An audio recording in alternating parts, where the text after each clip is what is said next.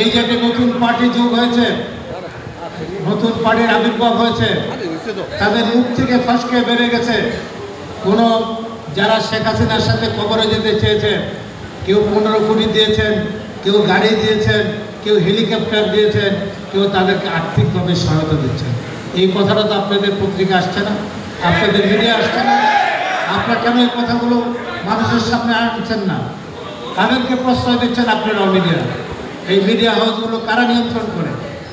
আমরা তো স্পষ্টভাবে বলতে চাই, যারা শেখ হাসিনার সাথে 7 দিন আগে কবরে যেতে চেয়েছে, তারা কত টাকা শেখ হাসিনাকে দিয়েছেন, কত টাকা এখন নতুন কিংস পার্টির জন্য দিচ্ছেন, কত টাকা বিএনপিকে রোধ করার জন্য, প্রতিরোধ করার জন্য খরচ করছেন।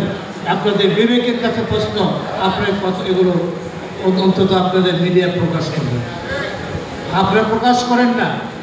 আজকে বাংলাদেশে বিএনপির কোথায় কে গেল?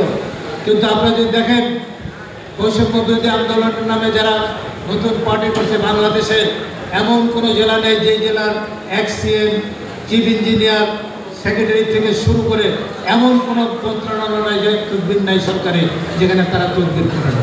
ঠিক কিনা? তাদের কথা তো আপনারা লেখেন না, তাদের কথা তো আসছে না।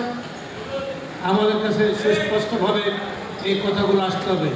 আপনারা দেখছেন একটি দল তাদের ছাত্র শিবির অন্য ইয়েতে লিখে দিয়েছেন, আপনি যদি জামাত ইসলাম করেন তাহলে আপনি বেহেশতে যাবেন।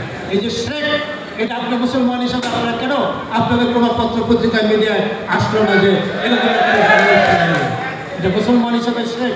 এর চেয়ে বড় অপরাধ হতে পারে না। তাহলে আপনার কেন নিউজগুলো ছাড়ছেন না?